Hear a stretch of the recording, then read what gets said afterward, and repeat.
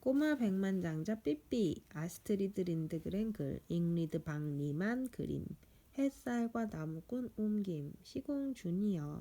이제 삐삐 2권 꼬마 백만장자 삐삐의 2장을 읽겠습니다. 2장 근검 절약은 나빠.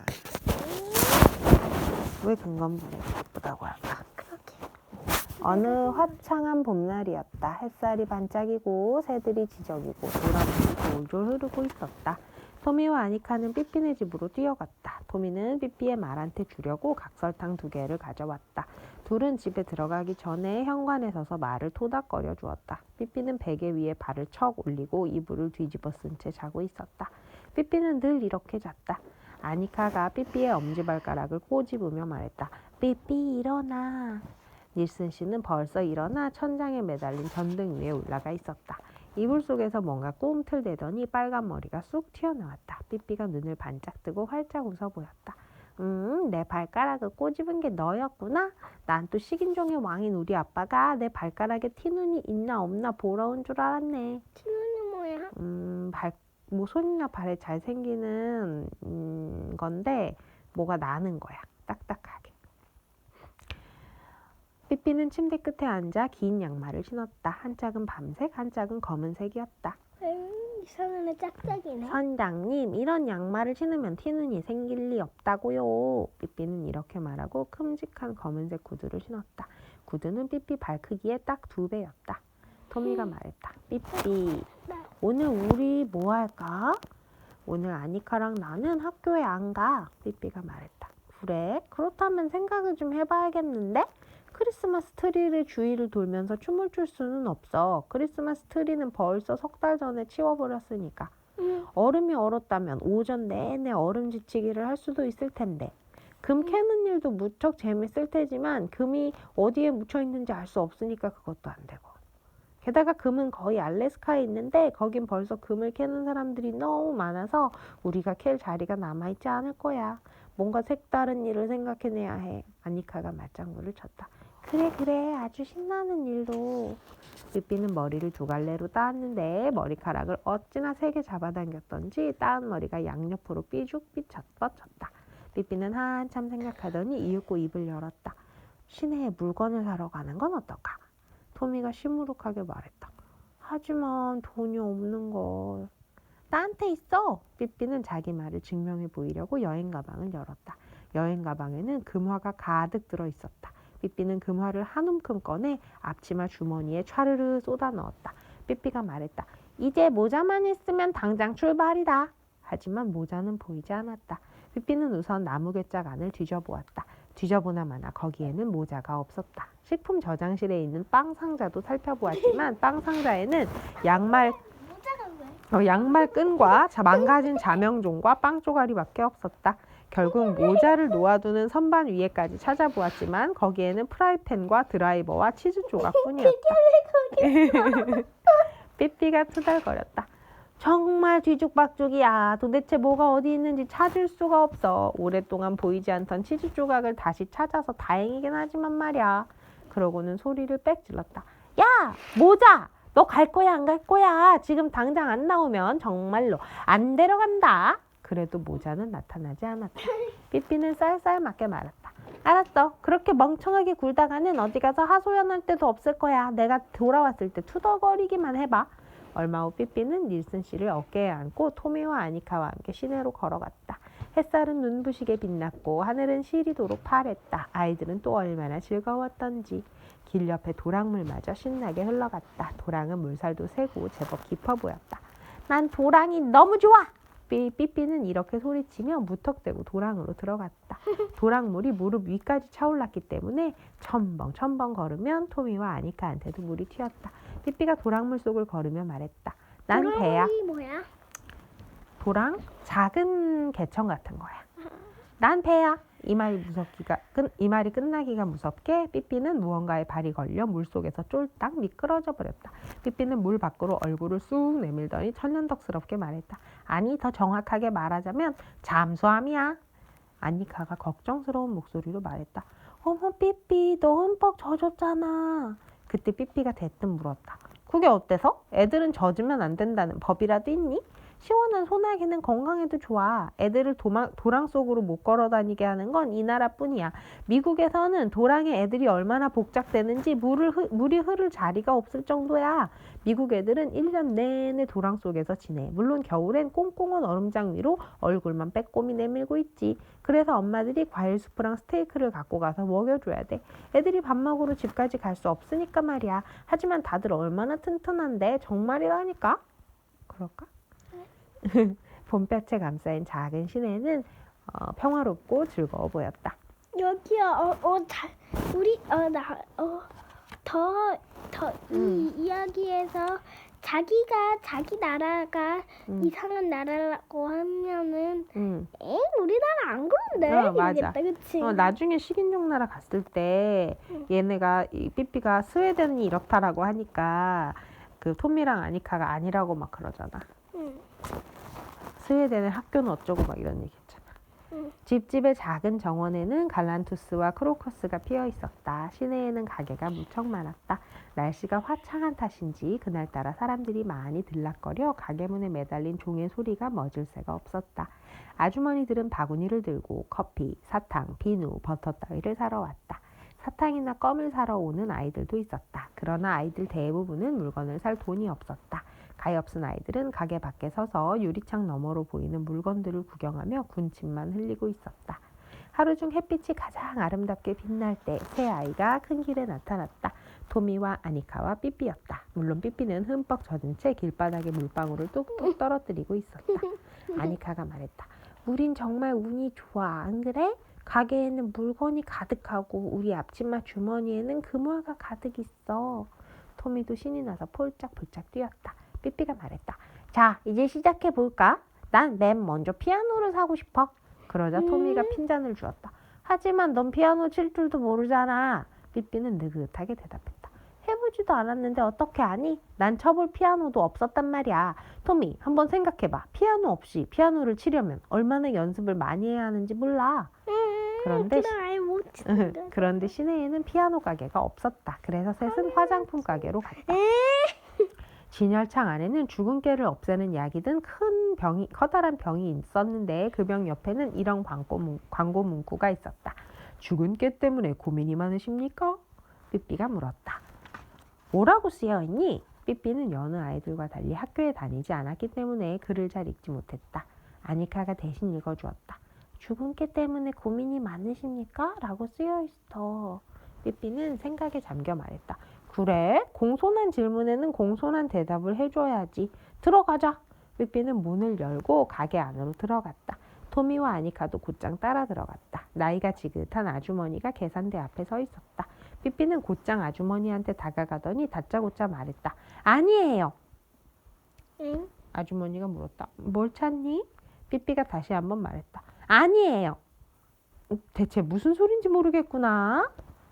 아니에요. 난 죽은 깨 때문에 고민하지 않아요. 아주머니는 그제야 삐삐의 말을 알아들었다. 하지만 삐삐를 호울급 보더니 자기도 모르게 소리쳤다. 넌 죽은 깨 투성이구나. 알아요. 하지만 죽은 깨 때문에 고민하진 않아요. 죽은 깨가 있어서 얼마나 좋은데요. 그럼 안녕히 계세요. 삐삐는 가게에서 나가려고 문을 열다가 걸음을 멈추었다. 그리고 뒤돌아보며 소리쳤다. 혹시 죽은 깨가 더 많아지는 약이 나오면 저한테 7, 8병 보내주세요. 화장품 가게 옆은 여성용 옷가게였다. 삐삐가 말했다. 아직 아무것도 안 샀으니까 이젠 정말로 사야 돼. 셋은 옷가게로 척척 걸어 들어갔다. 맨 앞이 삐삐, 다음이 토미, 맨 끝이 아니카였다. 옷가게로 들어가자마자 파란 비단 옷을 입은 아름다운 마네킹이 한눈에 들어왔다. 삐삐는 마네킹한테 다가가서 손을 덥석 잡았다. 만나서 반갑습니다. 정말 반가워요. 아주머니가 이 가게 주인이죠? 정말 반가워요. 삐삐는 그렇게 말하면서 더욱 정답게 악수를 했다. 그런데 그때 끔찍한 일이 벌어졌다. 비단옷 소매에서 마네킹의 팔이 쑥 빠져버린 것이다. 삐삐는 마네킹의 기다랗고 하얀 팔을 잡고 서 있었다. 가게 아주머니가 불이 나게 달려오더니 삐삐를 마구 윽박지르기 시작했다. 토미는 겁에 질려 숨도 제대로 못 쉬었고 아니카는 울음을 터뜨렸다. 삐삐는 아주머니의 말을 잠자코 듣고 있다가 입을 열었다.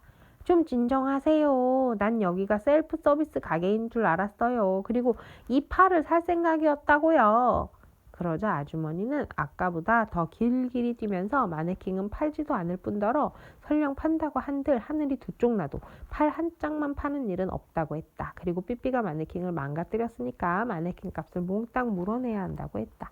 삐삐가 말했다. 그래요? 정말 이상하네요. 하지만 다른 가게에서는 이렇게 멍청하게 장사하지 않아서 다행이지 뭐예요. 찬찬히 따져보자고요. 내가 저녁에 으깬 순무 요리를 해먹을 생각이라고 쳐요. 녹음 잘 되고 있어.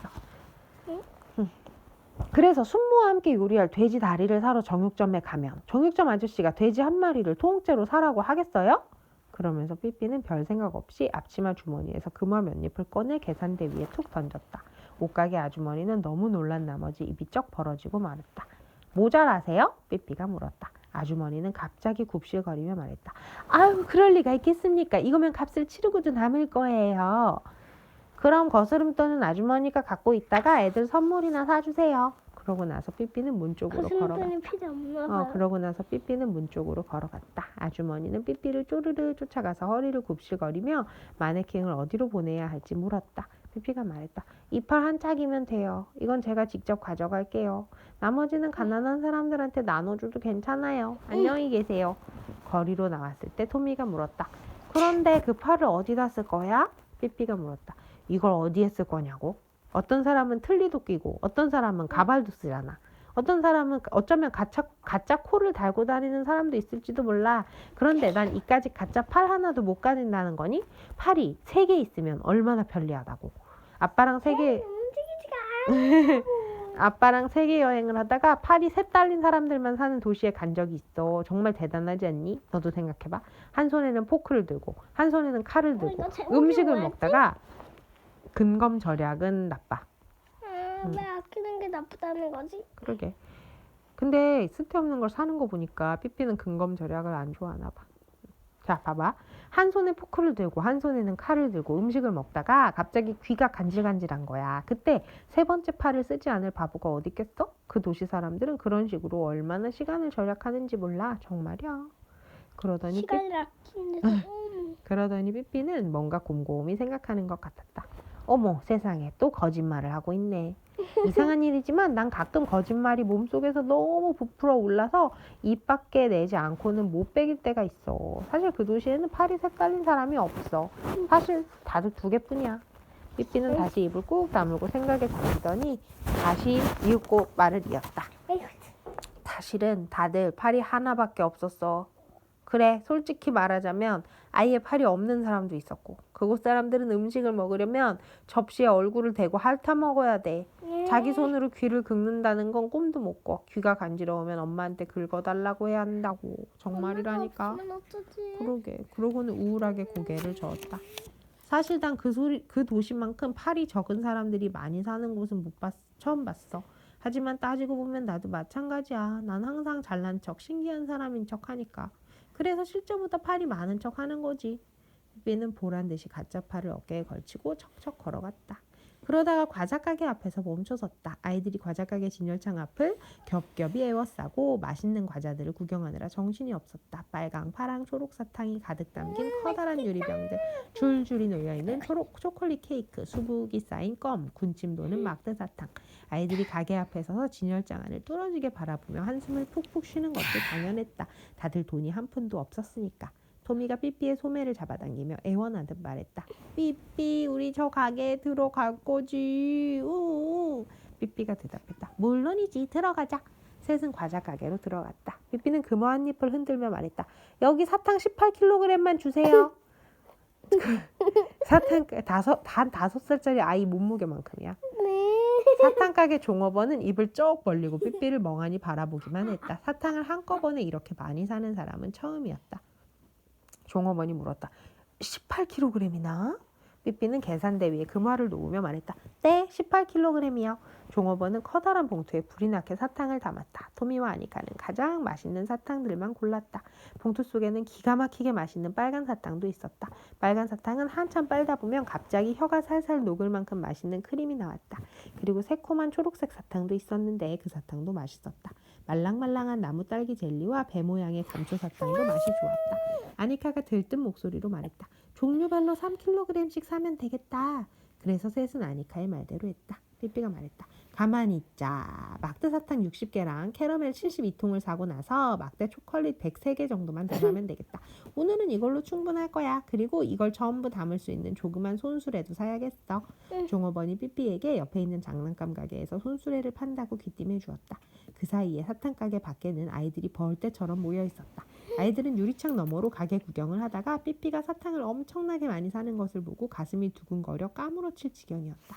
삐삐는 사탕 가게 옆에 장난감 가게로 뛰어가서 손수레를 사다가 사탕 봉투를 몽땅 실었다. 그런 다음 주위를 둘러보았다. 삐삐가 소리쳤다. 사탕 안 먹는 사람 있으면 앞으로 나와. 아무도 나오지 않았다. 삐삐는 너스레를 떨었다. 참 이상하네. 그럼 사탕을 진짜로 먹을 줄 아는 사람은 있어? 23명이 걸어 나왔다. 물론 토미와 아니카도 끼어 있었다. 토미, 봉투 좀 벌려줄래? 토미가 봉투를 벌렸다. 그러자 그 마을에서는 본 적이 없는 거창한 사탕 잔치가 열렸다. 아이들 모두 사탕을 한 입 가득 쑤셔 넣었다. 속에 맛있는 크림이 들어있는 빨간 사탕, 새콤한 초록색 사탕, 배 모양의 감초 사탕, 말랑말랑한 나무 딸기 젤리 맛과 기가 막히게 잘 어울려서 언제까지라도 입에 물고 있을 수 있는 막대 초콜릿. 아이들은 사방에서 몰려왔고 삐삐는 그 아이들에게 사탕을 한 움큼씩 나누어 주었다. 삐삐가 말했다. 가서 18kg 더 사와야겠어. 안 그러면 내일 먹을 게 하나도 없을 거야. 삐삐는 사탕 18kg을 더 사왔다. 하지만 이번에도 거의 바닥나고 말았다. 자, 이제 다른 가게로 가자. 삐삐는 장난감 가게로 들어갔다. 아이들은 모두 삐삐를 따라갔다. 장난감 가게에는 재미있는 장난감들이 수두룩했다. 태엽을 감으면 움직이는 기차와 자동차, 예쁜 옷을 입은 귀여운 인형, 소꿉놀이 세트, 장난감 권총, 주석병정, 천으로 만든 강아지 인형과 코끼리 인형, 책갈피, 춤추는 꼭두각시. 종업원이 물었다. 뭘 사려고? 삐삐는 선반들을 찬찬히 살펴보면서 대답했다. 전부 다요. 꼭두각시도 아주 많이 필요해요. 장난감 권총도 필요하고요. 다 찾아주실 수 있죠? 삐삐는 금화 한 움큼을 꺼냈다. 그리고 아이들은 저마다 가장 갖고 싶은 장난감을 살 수 있었다. 아니카는 윤기가 흐르는 곱슬머리에 분홍색 비단 옷을 입은 예쁜 인형을 골랐다. 배를 누르면 엄마라고 말하는 인형이었다. 토미는 딱총과 증기기관차를 갖고 싶어서 그 두 가지로 정했다. 다른 아이들도 저마다 마음에 드는 장난감을 골랐다. 삐삐가 값을 치렀을 때 장난감 가게에는 남은 물건이 별로 없었다. 책갈피와 집짓기 놀이 세트만 몇 개 남아있을 뿐이었다. 삐삐는 자기 것은 사지 않고 닐슨 씨한테 거울을 사주었다. 장난감 가게를 나서기 바로 전에 삐삐는 아이들에게 뻐꾸기 모양의 장난감 피리를 하나씩 사주었다. 아이들은 거리로 나와 모두 피리를 불었고 삐삐는 가짜 팔로 지휘를 했다. 한 꼬마가 자기 피리가 고장났다고 투덜거렸다. 그래서 삐삐가 그 피리를 건네받아 자세히 살펴보았다. 삐삐는 큼직한 흰 덩이를 휙 던지며 말했다. 이렇게 큰 껌이 구멍을 막고 있으니까 그렇지. 그런데 너 이 보물 어디서 났어? 난 껌을 산 기억이 없는데? 꼬마가 말했다. 금요일부터 씹고 있었어. 목구멍에 들러붙을까 봐 겁 안 났어? 껌을 오래 씹으면 목구멍에 들러붙는 줄 알았는데? 삐삐는 꼬마한테 피리를 돌려주었다. 이제 그 꼬마도 다른 아이들처럼 신나게 피리를 불어댔다. 길거리가 어찌나 소란스러웠던지 마침내 경찰이 무슨 일인지 알아보러 왔다. 경찰이 소리쳤다. 왜 이렇게 시끄러워? 삐삐가 말했다. 크로노베리 연대의 행진곡을 연주하고 있어요. 다들 같은 생각인지는 모르겠지만 말이에요. 천둥처럼 노래하라를 연주할 줄 아는 애들도 덜어 있는 것 같거든요. 경찰이 귀를 틀어막으며 고함쳤다. 당장 그만두지 못해? 삐삐는 가짜 팔로 경찰의 등을 토닥거리며 말했다. 바순을 사지 않은 게 얼마나 다행이에요. 피리 소리가 차츰 잦아들고 나중에는 토미의 피리만이 이따금 나지막이 소리를 냈다. 경찰은 큰 길에서 몰려다니면 안 된다면서 당장 돌아가라고 아이들을 윽박질렀다. 아무도 경찰의 말에 반대하지 않았다. 다들 얼른 집에 가서 새 장난감 기차를 움직이고 자동차를 가지고 놀고 새 인형을 침대맡에 두고 싶어서 안달이었으니까. 그래서 아이들은 즐거운 마음으로 집으로 돌아갔다. 그날 밤에 아이들은 모두 저녁을 먹지 않았다. 삐삐와 토미와 아니카도 집으로 발걸음을 옮겼다. 삐삐는 조그만 손수레를 끌고 갔다. 그리고 지나가는 길에 보이는 간판을 죄다 쳐다보며 읽을 수 있는 글자는 모조리 소리내어 읽었다. 약국, 저기가 약품 파는 데야? 아니카가 말했다. 하지만 약풍이 아니고 약품이야. 삐삐가 말했다. 그래? 그럼 가서 뭘 좀 사야겠어. 토미가 물었다. 삐삐, 넌 아픈 데도 없잖아. 삐삐가 말했다. 사람은 언제 어떻게 될지 모르는 거야. 약품을 제때 안 써서 앓다가 죽는 사람이 얼마나 많니? 그런 일이 나한테도 일어날 거라고 생각한다면 천만의 말씀이지만. 약국에서는 약사가 알약을 만들고 있었다. 약사는 곧 약국 문을 닫을 시간이라 몇 개만 더 만들 생각이었다. 그때 삐삐와 토미와 아니카가 계산대로 걸어왔다. 삐삐가 말했다. 약품 1kg만 주세요. 약사가 답답하다는 듯이 물었다. 무슨 약? 아플 때 먹는 약이요. 약사는 아까보다 더 답답해졌다. 어디 아플 때 먹는 약 말이니? 기침을 많이 할 때도 먹고, 뒤꿈치에 물집이 생겼을 때도 먹고, 배가 아플 때도 먹고, 콩알만한 것이 콧구멍에 들어갔을 때도 먹는 약 말이에요. 가구 닦을 때도 쓸 수 있으면 좋겠어요. 그런 약품은 정말 좋은 약품이에요. 약사는 그렇게 두루두루 쓰는 약은 없다면서 아픈 데가 다르면 먹는 약도 달라야 한다고 했다. 그런데도 삐삐가 고치고 싶은 병 10가지를 더 늘어놓자 약사는 약병을 계산대 위에 줄줄이 늘어놓았다. 그 가운데는 외용이라는 말이 적혀있는 약병도 있었다. 외용이라는 말은 마시는 것이 아니라 바르는 데에만 써야 한다는 뜻이었다. 삐삐는 약값을 치르고 약병들을 하나를 안아 들었다. 그리고 약사한테 고맙다는 인사를 하고 약국을 나섰다. 토미와 아니카도 따라 나섰다. 약사는 시계를 보았다.